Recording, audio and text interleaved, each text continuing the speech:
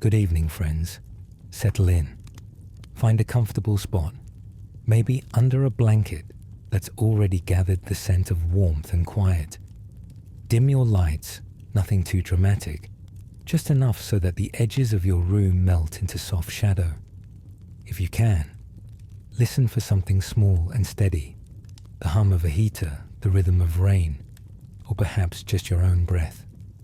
Tonight we'll drift into a story from long ago, a place where superstition was as common as soup and paperwork was. Well, optional. If this calm little journey helps you unwind, you can always tap like or subscribe. Only if it feels right, of course. For now, let's breathe in, breathe out, and wander back to a time when the line between the living and the dead was drawn in very wobbly chalk. Let me tell you about a village so ordinary that even its ghosts were polite. It sat somewhere in the folds of Eastern Europe. No one remembers exactly where, surrounded by meadows that looked tired from growing the same grain every century. The people there weren't famous for anything except their enthusiasm for gossip and their mild distrust of mirrors. That's not to say they were gloomy. They were simply careful. Mirrors, you see, had been blamed for everything from poor harvests to love triangles. The village had one street, one tavern, and one priest who doubled as a weather forecaster. He wasn't very accurate about either salvation or storms, but he tried. The air smelled perpetually of wood smoke and onions, a comforting combination that made every home feel like the inside of a stew. Now, one particular autumn, the villagers found themselves dealing with an administrative issue of the gravest kind, literally. Old Petter, the cobbler, had died. This was not in itself unusual. Petter had been threatening to die for at least a decade. But the problem was that, a few days after his burial, he appeared to be back. Not dramatically so. He didn't claw out of the earth or howl at the moon. He simply showed up at his own doorstep one foggy morning, humming the same tune he always had, looking a bit muddier than usual. His wife Mela fainted on principle. When she came to, Petter was still there, drinking cabbage soup and complaining that the afterlife had no spoons. Imagine the confusion. The neighbors gathered outside the cottage like pigeons around a dropped loaf. Was he a ghost? A dream? A bureaucratic mistake? Nobody was quite sure, and the priest was away visiting his cousin in the next town. The villagers did what anyone might do when confronted with a potentially undead cobbler. They formed a committee. The committee met in the tavern, because where else would sensible decisions be made? The tavern was called the Honest Goat, though no one had ever seen a goat there, honest or otherwise. Inside, the air was thick with pipe smoke and the sound of mugs being set down just hard enough to express opinion.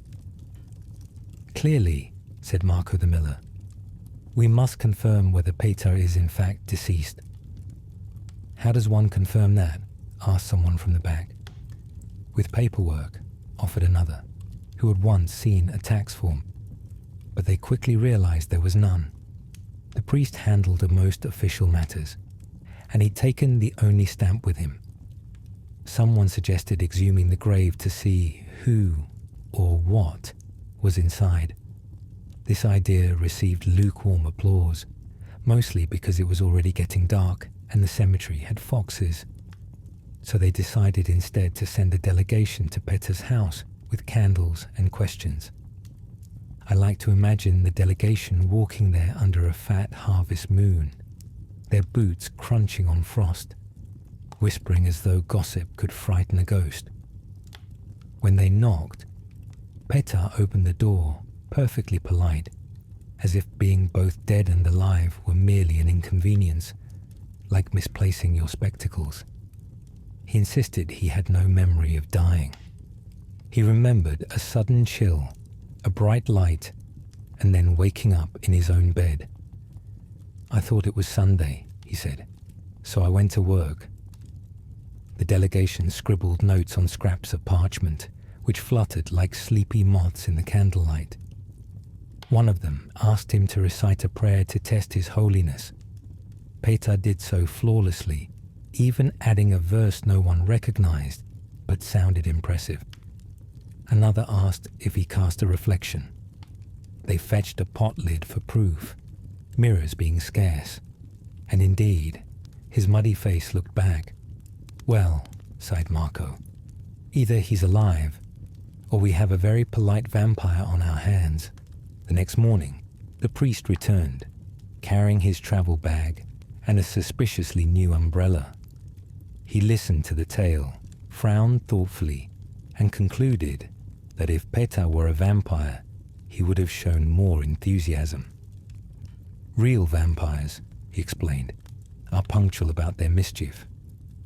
Then he added, but to be certain, we must consult the records. Unfortunately, there were no records. The church book had last been updated sometime before the previous plague. The priest opened it to find pressed flowers and a shopping list. It seems, he said gently, we've misplaced our dead. The village took this news with the weary acceptance of people who had long suspected their world was held together by guesswork. For a while they tried to ignore the situation. Petar kept mending shoes. Customers kept paying him, perhaps hoping that as long as he was useful, the supernatural bureaucracy wouldn't notice. Life went on, wobbling but unbroken. Yet at night, small worries crept in like mice. If Petar could wander back, who else might?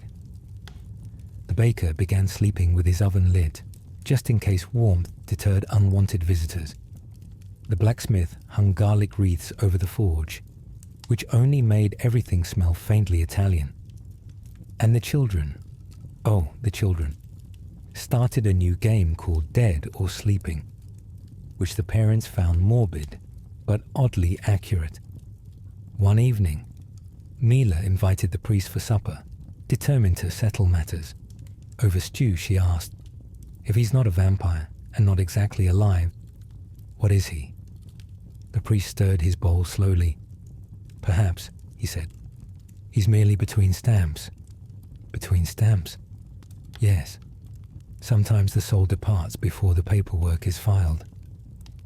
Petar found this explanation comforting. Bureaucracy, after all, was something he understood. The conversation drifted like smoke. Outside, the wind sighed against the shutters, and somewhere in the distance, an owl yawned, a sound that, if you've ever heard it, is surprisingly unimpressive. The village seemed to settle into a new rhythm, alive enough for chores, dead enough for peace and quiet. Weeks passed. Winter arrived early, wrapping everything in the hush of falling snow. The villagers adapted, as they always did. They stopped asking whether Petar should exist and started asking whether he'd fix boots on credit. The only person still uneasy was the schoolteacher, who believed in proper documentation for everything, including miracles. She began drafting a certificate of continued mortality on parchment borrowed from the church, complete with a blank space for official signatures that no one possessed. It was, by all accounts, a lovely document, ornate, unnecessary, and slightly crooked. The priest declared it valid on the grounds that no one could prove otherwise. Petar signed it with a flourish, then hung it above his door next to a horseshoe. From that day onward, anyone who doubted his condition was directed to read the certificate and admire the penmanship. In time, even the story of his return began to fade into village folklore. Children whispered about the cobbler who came back for his shoes, and travellers sometimes asked to see the famous undead artisan. Petar, modest as always, charged only a small fee, and so the village continued, half sceptical, half sleepy, entirely content, they learned that the difference between life and legend often depends on who's keeping the records and whether the ink has frozen. The last anyone heard, Peter lived to a respectable second old age, retired with his wife, and passed away again, this time with witnesses, signatures, and even a proper stamp. But if you wander that way on a foggy night, you might still hear the faint tap-tap of a cobbler's hammer, as though time itself were being mended. And as we leave that quiet village behind, picture the snow falling over wooden roofs, soft as flour, covering every question with a thin, merciful layer of forgetfulness. Let your mind drift there for a moment, listening to the stillness between the hammer's echoes, the sigh of the wind, and the hush of stories that have done their job and gone to sleep. Imagine the morning after a long snow. The roofs wear white caps, the chimneys exhale like sleepy giants, and every footprint looks like a polite apology to the earth. The village rooster gives one half-hearted crow, then decides it's too cold for leadership and goes back to sulking. That was the kind of day it was when our next difficulty arose. A simple one, at first glance. Just a record-keeping error, or so everyone hoped. You see, once Peter had been declared simultaneously alive and documented, it seemed only fair to update the burial roster. The priest gathered the committee again at the Honest Goat and spread before them a sheet of paper so thin it might have been nervous. At present, he said, the churchyard contains 39 graves, possibly 41. It depends on whether we count the empty ones. The villagers stared at him as if arithmetic were a suspicious new religion. Empty ones? Asked Marco. The priest nodded. When we exhumed a few for inspection, strictly routine, we discovered some were, well, unoccupied. No coffin, no remains, just a pleasant smell of mint. Now, that last part was true. Centuries earlier, the graveyard had doubled as a herb garden during lean years, and the soil never forgot. But superstition doesn't require much fertilizer.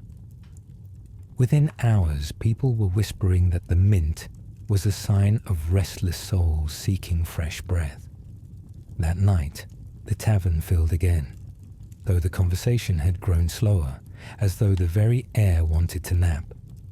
If there are bodies missing, said the blacksmith, perhaps they wandered off with Petar. Impossible, said Petar, who was present sipping beer. I'm terrible with directions. The priest rubbed his temples. Let us not assume panic. What we have is an administrative irregularity. Perhaps the undertaker forgot to bury them properly. The undertaker, an elderly man named Dobrik, looked wounded.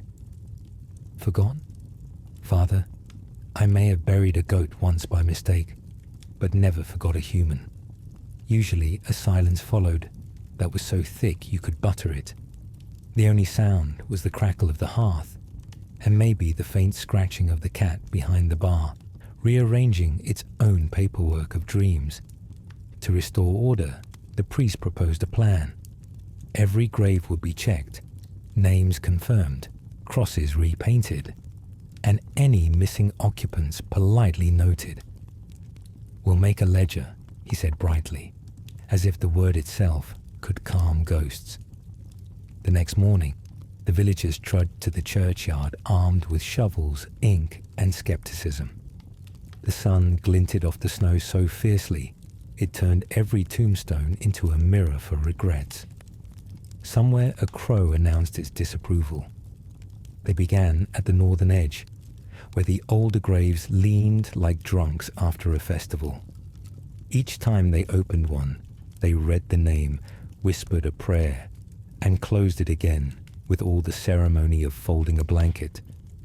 For the most part, everything was where it should be, though occasionally someone would find a spoon, a shoe, or once a small wooden flute, as if the dead had tried to entertain themselves. Then came the curious case of Granny Vesna, Her grave was there, her marker intact, but inside the coffin lay nothing but a single plum pit and a note that read, "Gone visiting." The handwriting was impeccable. Now you'd think this would cause alarm. But the villagers, being long acquainted with Vesna's personality, merely shrugged. "She always said she'd never rest," said Myla. "I suppose she meant it." The priest, however, looked troubled. "It seems our village has a growing backlog in the afterlife." Marco muttered, "Could we send a messenger?" "To where?" "Wherever the paperwork goes." By noon, the ledger listed 3 confirmed absences, 1 unverified ghost, and 1 skeleton that might have been a goat. The priest sighed. "We must assume a clerical error."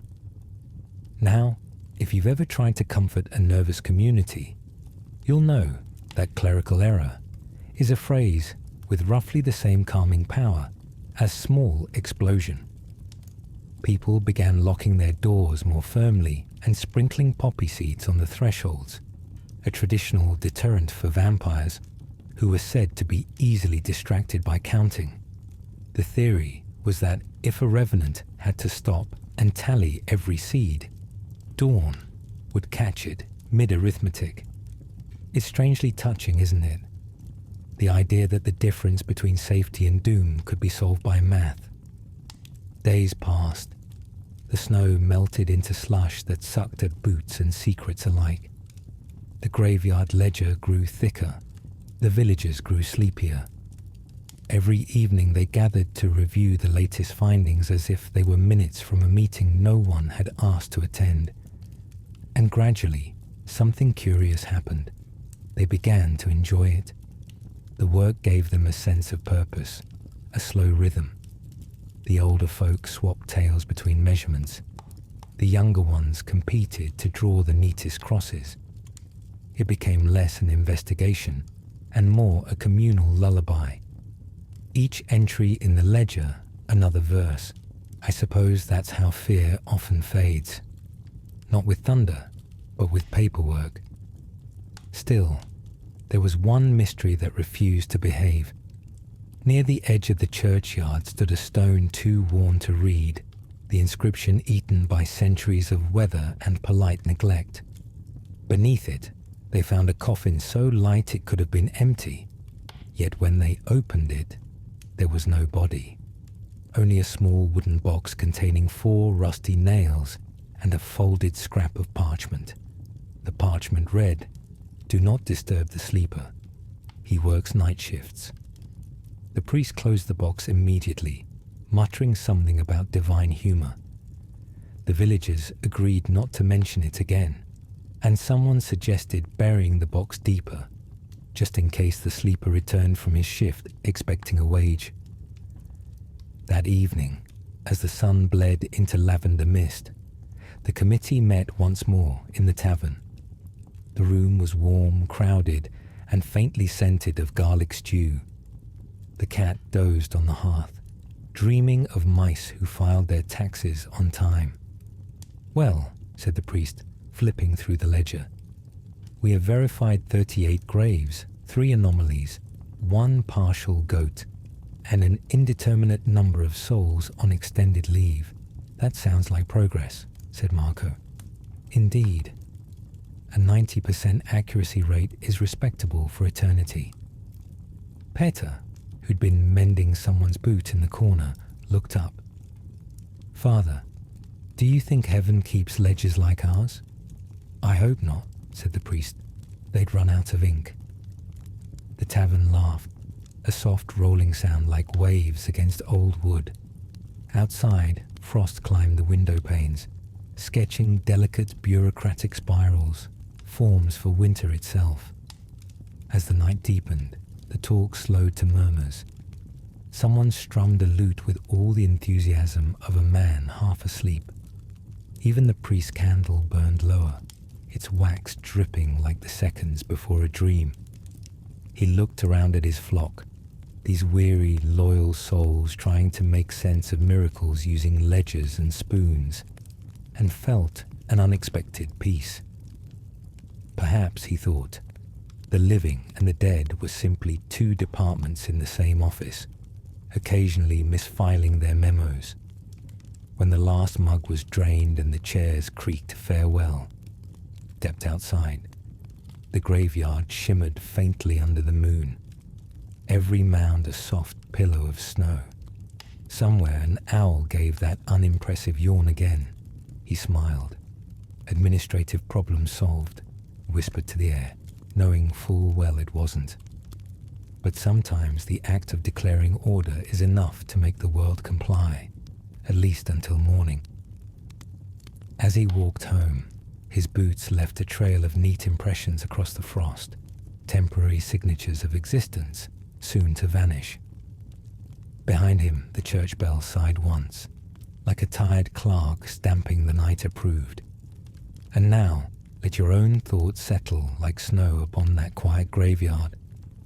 Picture each headstone as a little checkbox ticked for peace, each whispering wind a pen stroke closing the file. The world grows still. Even the mint leaves stop breathing for a moment. All that remains is the hush of paperwork being gently put away for the night.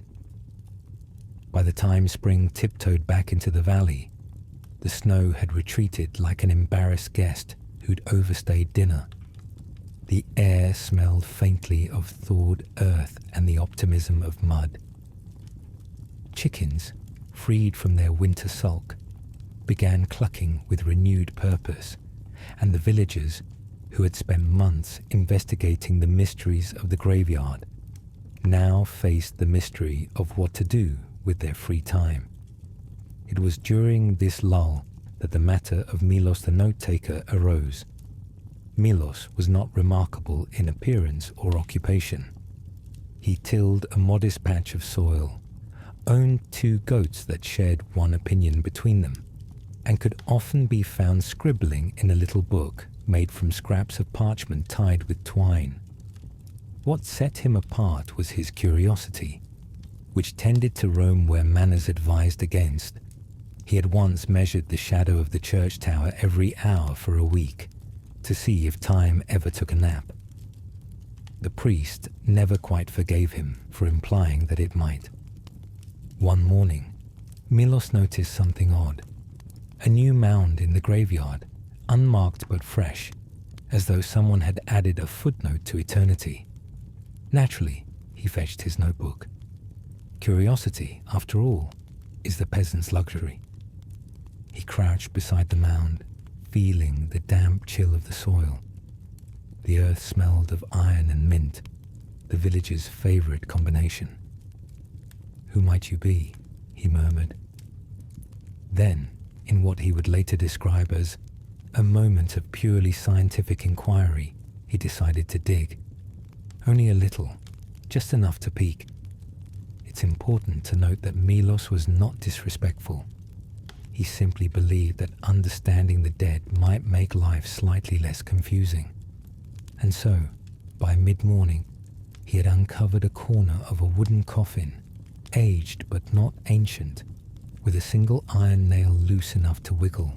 At that moment, Marco the miller appeared, carrying a sack of flour and the air of a man allergic to surprises. "Milos," he said slowly, "is there a reason you're interviewing the deceased?" "I'm documenting," Milos replied brightly. "Our last investigation was incomplete. If we can record the exact state of each occupant, future generations will thank us." Marco dropped the flour with a sigh that produced a white cloud, baptizing both men in gluten. "Future generations," he said, "can do their own digging. Come have soup." But Milos persisted. He pried the nail a little further and, with the care of someone opening a very delicate door, lifted the lid an inch. Inside lay what appeared to be a perfectly peaceful skeleton. Nothing alarming, no glowing eyes or sudden opera, just bones arranged in polite order. What caught his attention, however, was the object resting on the rib cage, a folded parchment sealed with wax. He took it gently and resealed the coffin. even curiosity, he knew, should leave things tidy. Later that day, in the Honest Goat, Milos presented his finding to the committee, who by now had begun to treat any discovery as an excuse for stew.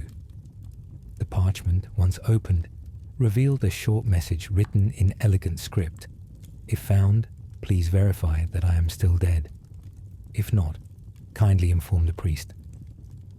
Yours eternally, Ivana. There was a long pause, broken only by the sound of someone stirring their soup. Well, said the priest at last, that's considerate. It's also dated, Milos pointed out, 78 years ago. They pondered this. In the world of village bureaucracy, 78 years wasn't especially long. Some marriages had taken longer to dissolve. Still, it raised a question. Should they perform another verification? The priest considered, rubbing his beard as though wisdom might be coaxed out by friction. If she requested verification, we must honor it. It's practically a customer service issue. And so, once again, the villagers gathered at the graveyard, armed with shovels, candles, and snacks. The day was mild, birdsong fluttering above like gossip too cheerful for its subject.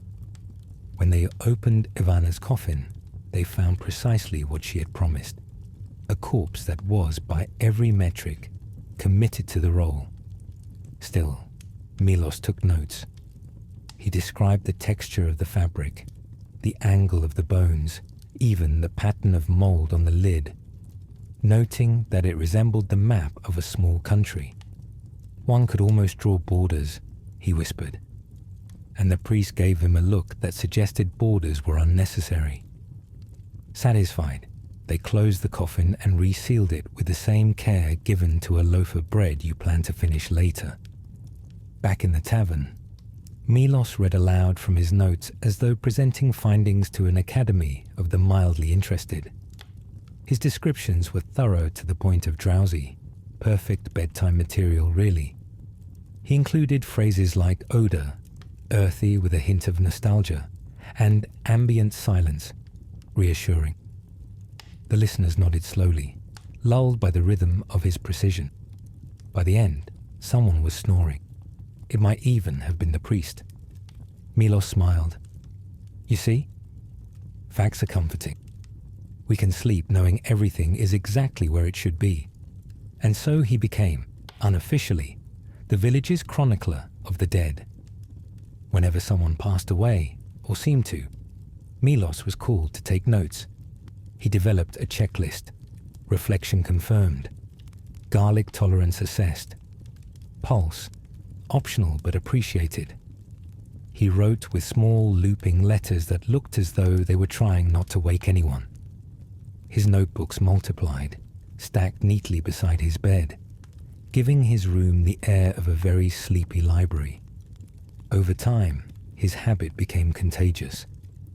The baker began recording the rise and fall of dough as if it were a matter of theology. The blacksmith catalogued every spark from his forge, ranking them by enthusiasm. Even the goats, one could argue, became more thoughtful, chewing in a rhythm that suggested they were counting. That summer, a scholar from a nearby town happened to visit, drawn by rumors of the village that wrote down everything. He arrived expecting chaos and found instead a community moving at the pace of a lullaby. In his diary, he wrote, "They record existence not to remember, but to rest."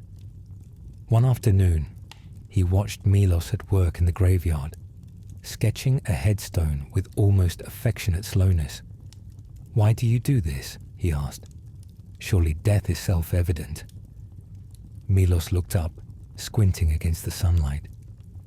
"Because one day someone might forget they lived. And if I've written it down, they won't have to worry." It was a simple answer, but the kind that lingers. The scholar closed his notebook and promised to send ink next winter. He never did, but the gesture was appreciated. As months passed, Milos's notes began to circulate beyond the village. Traders carried copies to neighboring towns, where they were read aloud at gatherings for their peculiar calm. The phrases had a rhythm that made listeners drowsy, an accidental lullaby built from observation and dust. Subject remains motionless, atmosphere serene, no supernatural activity detected. People said it cured their insomnia better than prayer. Even the priest began using excerpts in his sermons. Consider Milos, he'd say, who found peace not in answers, but in the act of paying attention. Parishioners nodded, mostly because nodding required less effort than debate. One evening, as the sun melted into honey over the thatched roofs, Milos sat on his porch with a cup of chicory tea. Peter the cobbler joined him, alive as ever, whittling a spoon. "Milos," Peter said, "what will you write when you finally have to take notes on yourself?" Milos smiled, hopefully that the handwriting is steady. They sat in silence after that, listening to crickets rehearsing their nighttime symphony. Somewhere, a cow shifted in its sleep, and the world adjusted its blanket. Later, as darkness folded over the village, Milos opened his latest notebook and added a single line. "All remains quiet. No discrepancies observed. Recommend continued rest." He blew gently on the ink to dry it, the way one cools soup, and closed the cover. Another day documented, another mystery tamed by routine. And if you could peek into that moment, the glow of the lantern, the slow scrape of the quill, you'd understand why the villagers slept so soundly. It wasn't faith or fear that soothed them, but the simple belief that someone somewhere was paying attention. As the moon rose, pale and obliging, Milos yawned, stretched, and whispered to no one in particular. Report concluded. Then he went to bed, leaving the night to file his dreams in perfect alphabetical order. And as you imagine that quiet room, the ink cooling, the goats exhaling in their pen, let your own thoughts slow in sympathy. Breathe in the calm, breathe out the day. Somewhere between the rustle of pages and the sigh of the breeze, the story tucks itself in, satisfied that everything has been noted, accurately, tenderly, and without hurry. By midsummer, the village had reached a peculiar kind of peace. No new revenants, no misplaced graves, and the church bell rang mostly on purpose. The sun rose early, yawned across the fields, and the air shimmered with the smell of hay and faint self-satisfaction. You could walk through the lanes and hear nothing but bees conducting their tiny orchestra, and the lazy squeak of a well bucket greeting the day. But peace, as any village elder will tell you, breeds administration. When there are no crises, people invent small ones to stay busy. And so, one morning, the priest announced that he was introducing official forms, a set of documents meant to bring order to matters both mortal and otherwise. He arrived at the honest goat with a bundle of parchment so thick it could have served as insulation. Henceforth, he declared, any unusual phenomena, spectral, agricultural or social, must be reported in triplicate. The villagers stared at him with the polite confusion of goats shown a map. "Triplicate?" asked Marco. "We don't even have duplicates." "I've made extra copies," said the priest, proud as a rooster with a new sermon. Each report must include the date, location, a brief description of the event, and whether garlic was involved. The mention of garlic caused a small stir.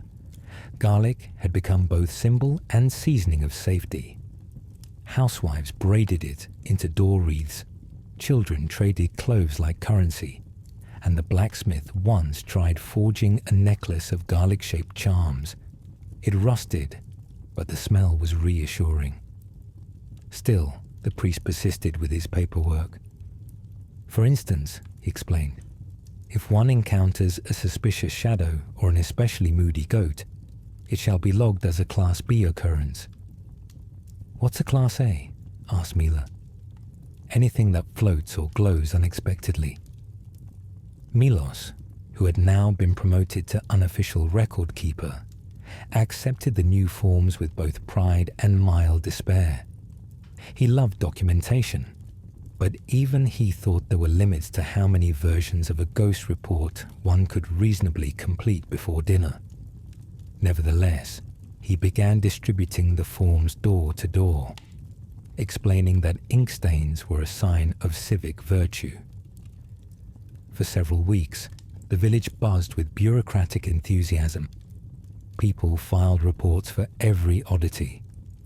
One woman claimed her cat refused to cross its own shadow. Another documented a loaf of bread that rose suspiciously high, possibly possessed by ambition. The priest's desk soon resembled a small mountain range of parchment. Each evening, the committee met to review submissions. Case 27, read Milos one night, reports a faint knocking sound under the floorboards, possibly due to plumbing or polite ghosts. Do we have plumbing? Asked Marco. Then it must be polite ghosts, concluded the priest, stamping the form acknowledged. The act of stamping became almost sacred. The villagers would line up with their reports, waiting to hear that satisfying thump as parchment met authority. It gave everyone the comforting illusion that order had been restored, even when the only thing restored was the ink pad. Of course, not all paperwork stayed so peaceful. One afternoon, a dispute arose between the baker and the blacksmith over whose responsibility it was to submit a garlic inventory form. The baker argued that garlic was an ingredient, hence culinary. The blacksmith insisted it was a tool, hence industrial. Voices rose, arms waved, and somewhere in the confusion, a basket of actual garlic was spilled. The scent flooded the streets so powerfully that travelers thought there had been a festival. The priest, emerging from the rectory, found both men standing amid the cloves, arguing about jurisdiction. He sighed, picked up a bulb and said, "Let us compromise. We'll form a subcommittee for aromatic disputes." And just like that, the crisis became another folder in the cabinet of village calm. Meanwhile, folklore itself began to evolve under the weight of documentation. Old superstitions were cross-referenced, indexed, and occasionally amended. For example, it was once believed that vampires could be repelled by scattering millet across the doorstep. Milos tested this and reported that it merely attracted chickens. A new footnote was added, effective only against poultry. Similarly, the practice of hanging mirrors outside windows was re-evaluated after Petar accidentally blinded the priest with reflected sunlight. That entry was amended to discouraged during clear weather, suitable for decorative purposes only. Even dreams became subject to light administration. People began writing night reports, brief descriptions of their dreams, in case prophetic messages slipped through. The results were charmingly mundane. Dreamed of losing shoe. Interpretation. Cobbler needed. Dreamed of rain indoors. Interpretation. Roof hole. Eventually, Milos compiled these into a volume titled The Sleepy Almanac, which sold 3 copies, all to the same insomniac merchant who claimed it worked better than counting sheep. One balmy evening, as fireflies blinked like punctuation in the dusk, the priest sat with Milos beneath the old willow by the churchyard. Between them lay a small stack of completed forms tied with ribbon. "You know," said the priest, "we may be the only village in the region where ghosts must file incident reports." Milos smiled faintly. "Perhaps that's why none have visited lately." The paperwork discouraged them, the priest chuckled. A bureaucratic exorcism, then. Cheaper than holy water, Milos replied. They sat in companionable quiet, watching the last streaks of light fade. The willow leaves trembled, whispering their approval. A bat fluttered past, technically a Class A occurrence, but neither man moved to record it. Some events, they agreed, were best left unfiled. Still, back at the tavern, the villagers maintained their nightly ritual of reviewing and categorizing. It had become less about vigilance and more about fellowship. They shared soup, stories, and the occasional garlic-flavored pastry invented by Mila, which she swore was both delicious and demon-proof. It wasn't, but the placebo effect was strong. At the far corner, Petar the cobbler had taken to designing decorative seals for the reports, tiny wax stamps shaped like sleeping bags, quills, and the occasional onion. Symbolism, he said. If we're going to make history boring, we might as well make it pretty. Every sound in that tavern seemed to slow. Mugs setting down like punctuation marks, spoons clinking in gentle rhythm. The whole scene could have been mistaken for a lullaby written in wood and candlelight. One evening, the priest reviewed a particularly peculiar report from a shepherd. Subject: faint laughter heard from the hill at dusk. Details: sounded amused, not menacing. Garlic status: none applied. After a long pause, the priest wrote beneath it: possibly wind. If not, may laughter continue. Filed for morale. The shepherd, upon hearing this ruling, claimed that the laughter did indeed continue, and seemed pleased to be officially recognized. Thus, the first recorded instance of a haunting with positive intent entered the archives. As summer waned, so too did the villagers' zeal for forms. They realized that order, while comforting, could not replace the gentle messiness of life. The priest began stamping only the truly important things: births, weddings, moments of kindness. Garlic went back to being a seasoning instead of a symbol, and the subcommittee for aromatic disputes was quietly dissolved after everyone forgot its meeting time. Still, the legacy of that bureaucratic season lingered. Visitors later remarked that the village had an air of calm unlike any other. Its people moved slowly, spoke softly, and carried with them the serene confidence of those who had filed their fears in triplicate and then misplaced the folder. Sometimes, at dusk, you could still hear the faint rustle of parchment from open windows, someone jotting down a note, a memory, a dream before sleep. And somewhere in the background, the gentle clink of jars as cloves of garlic settled for the night, performing their eternal, mildly aromatic duty.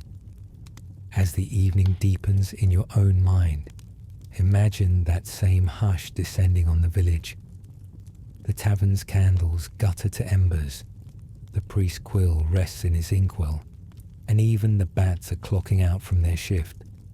Every form has been stamped, every question answered with a sleepy, good enough.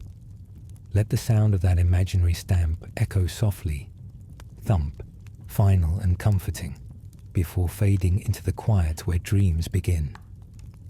By the first whisper of autumn, the priest had begun to suspect that heaven itself might be overdue for an audit. It wasn't that he doubted its competence. Heavenly bureaucracy surely had its own impeccable filing cabinets, but he couldn't shake the feeling that some souls had slipped through the cracks, or perhaps been misfiled under pending. The notion began, as many peculiar notions did, at the Honest Goat. The tavern was unusually quiet that evening. A drizzle tapped against the windows, like an accountant counting coins. The committee sat in their usual seats, each with a mug of something warm enough to make small talk seem profound. Milos leafed through his latest notebook. "Father," he said, "we've verified everyone in the churchyard at least twice. Yet my ledger still shows 7 entries marked status uncertain.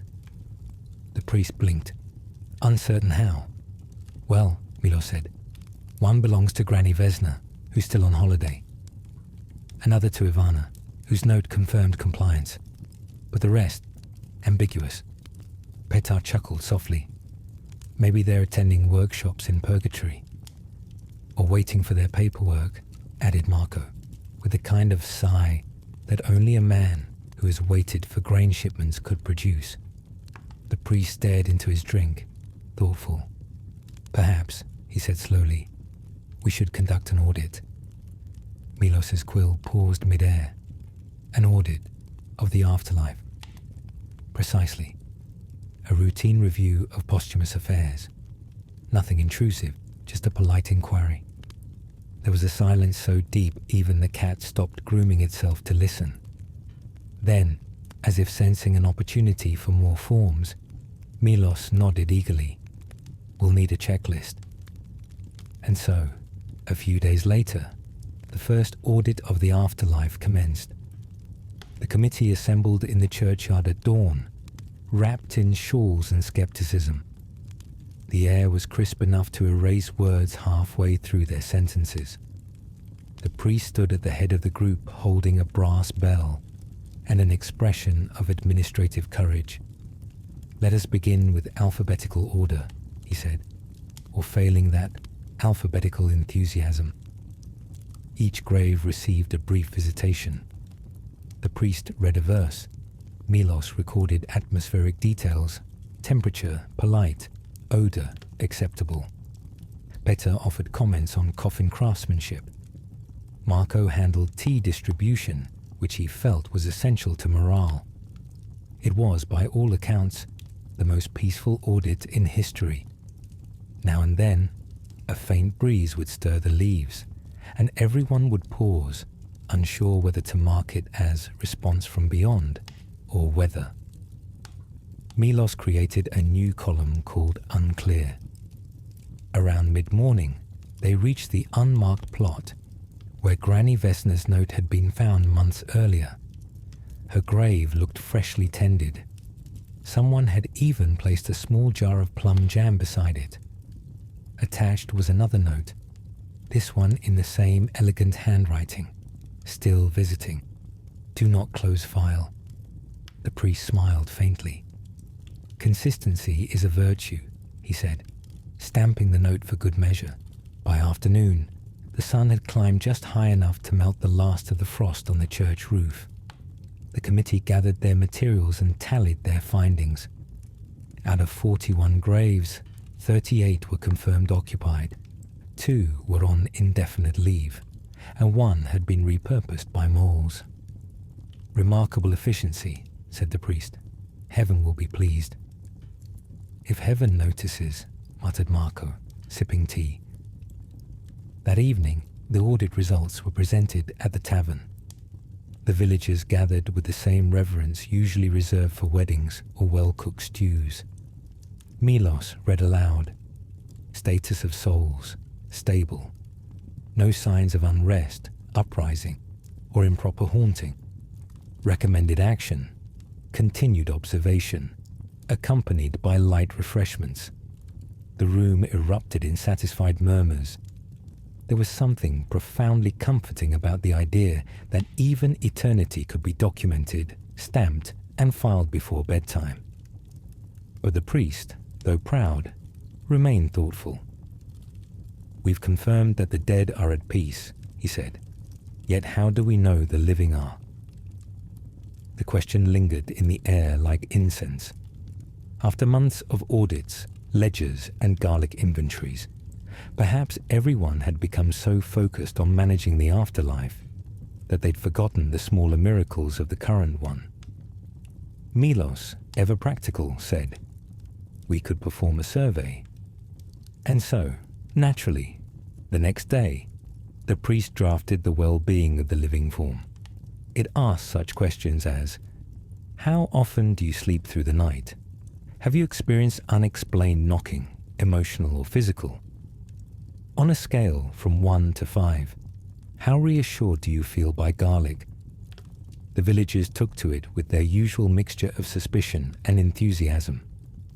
Mila reported moderate contentment with occasional draft. Petar wrote, "Very satisfied. Tools remain sharp." Marco simply answered, "Hungry," for every question. When the forms were tallied, the priest found the results curiously uniform. Overall state of the living: sleepy, mildly amused, and fond of paperwork. He closed the file with a gentle laugh. "Perhaps that's the secret," he said. "Not erasing fear, but filing it neatly until it behaves." Over the next few weeks, the village resumed its unhurried routine. The harvest came in golden and abundant, as though nature herself had reviewed their ledgers and approved. The churchyard, once the source of endless speculation, now felt like an old friend, quiet, dependable, and prone to excellent acoustics during picnics. Milos began writing a new volume titled A Brief Audit of the Afterlife, Field Notes from the Border of Bureaucracy. It opened with the line, "Peace is the space between stamps." He sent a copy to the scholar who'd once visited. Whether it arrived was anyone's guess. Messages to the outside world tended to travel at the pace of polite confusion. One crisp evening, the priest and Milos walked together past the cemetery, their lanterns bobbing like slow-moving stars. "You know," said the priest, "if we keep this up, we might one day receive a complaint from the other side." Milos smiled. "Then we'll open a suggestion box." They stopped by Petar's old workshop, now shuttered for the night. The faint rhythm of a hammer still echoed within. Perhaps a breeze knocking the tools, or perhaps something else keeping busy. Either way, the sound was steady, reassuring, like a heartbeat that refused to retire. Later, as the village drifted toward sleep, the priest recorded the day's final entry in his journal. Audit complete. All departments, mortal and otherwise, performing satisfactorily.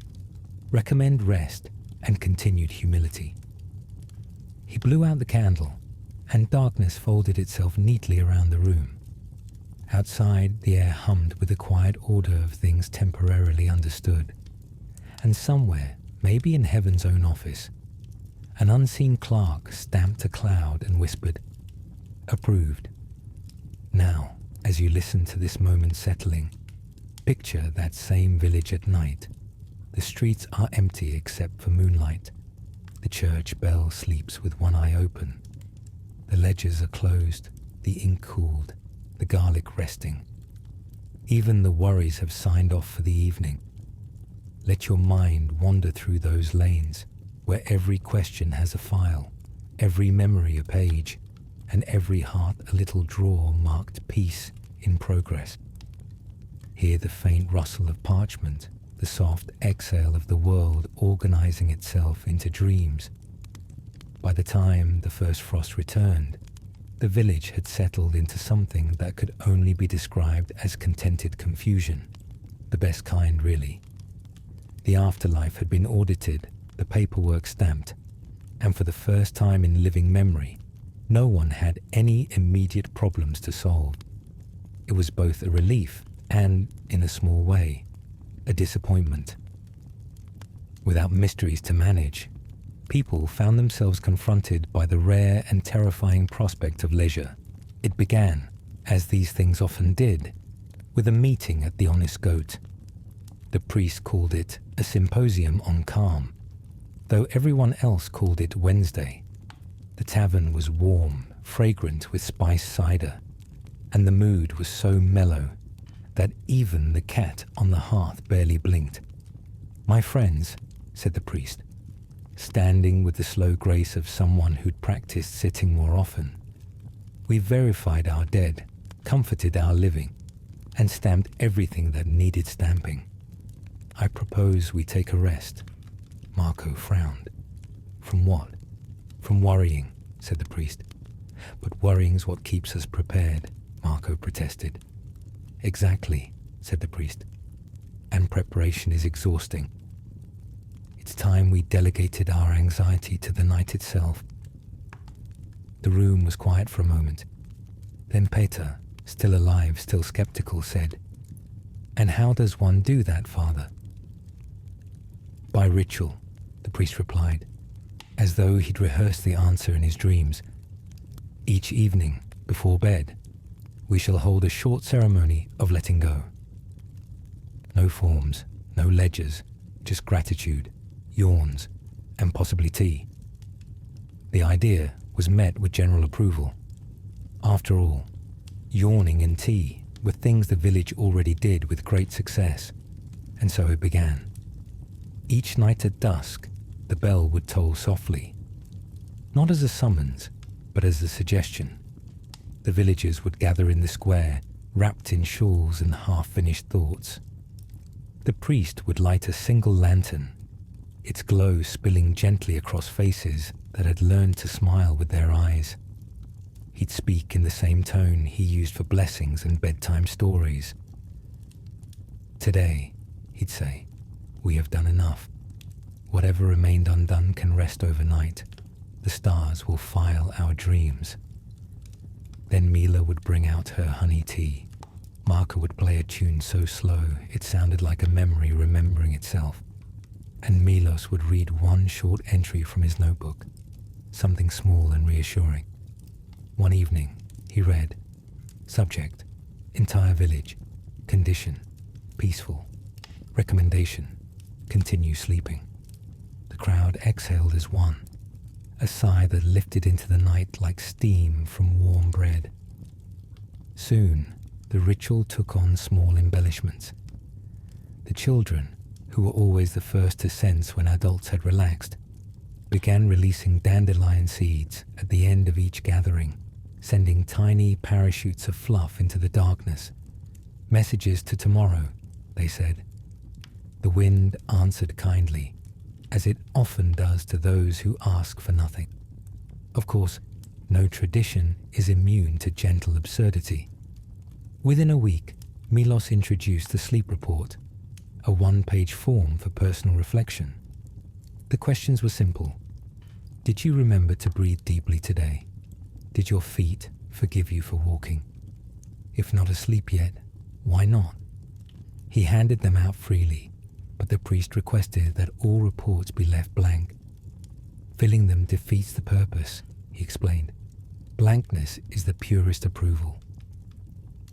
And so, every morning, the tavern's bench was covered in pristine, unsigned pages, a paper tribute to tranquility.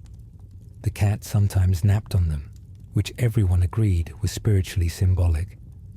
As the nights grew longer, the world seemed to slow in sympathy. The wind whispered softer. Even the river stopped sounding so busy. When you walked through the village after dark, you could hear small domestic lullabies, the creak of beds settling, the gentle snore of someone who'd finally given up trying not to dream. One night, as frost glazed the rooftop silver, Milos and the priest stood outside the church, admiring the quiet. "Do you think," Milos asked, "the afterlife ever audits us back?" The priest smiled. "If it does, I hope we pass for peaceable." They lingered there for a while, watching the stars arrive one by one, each shining like a checkbox in heaven's own ledger. Not far away, Peter and Mila were tucking themselves into bed. Mela, always the practical one, placed a clove of garlic on the nightstand. Not out of fear, but habit. "Just in case the paperwork gets confused again," she said. Peter chuckled. "If it does, tell them to come back in the morning." He blew out the candle, and the darkness folded around them like a well-worn blanket. The village slept. Even the dogs, those vigilant alarm systems of the soul, decided to postpone barking until dawn. A pale mist rolled in from the meadows, carrying with it the scent of damp hay and distant comfort. Somewhere, an owl began its nightly recitation of who, and the question, for once, required no answer. It was around this time that travelers began spreading rumors about the village that forgot how to panic. They said it was a place where ghosts filled out satisfaction surveys and people treated sleep as a civic duty.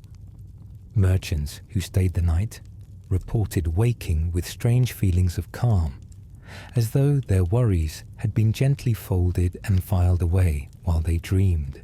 The priest, hearing of these rumors, simply nodded. "Let them talk," he said. "We've nothing to prove. Bureaucracy may never end, but at least we can be well rested while enduring it." As winter approached, the ceremony of letting go grew shorter, partly because of the cold, but mostly because everyone had gotten very good at falling asleep halfway through. The priest would light the lantern, murmur the first few lines, and find half the audience already softly snoring. He took it as a professional compliment. Milos continued keeping notes, though his handwriting grew rounder, dreamier, like a man writing underwater. His final entry for the year read, "All systems quiet. Anxiety levels negligible. Garlic stock abundant. Recommend indefinite continuation of peace." By then, his notebooks filled an entire shelf in the rectory, beside the ledgers, the audits, and the certificates of continued mortality. The priest occasionally dusted them, humming softly, as though afraid to wake the paper. One evening, long after the last meeting and the last mug of tea, a breeze lifted through the village square.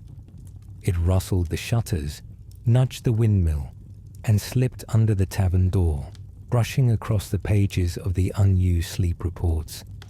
The papers stirred, but did not scatter. They simply sighed, like satisfied bureaucrats clocking out. That same night, the moon rose higher than usual, gazing down like a supervisor pleased with her department. She found everything in order, souls accounted for, ledgers closed, hearts beating at a manageable pace.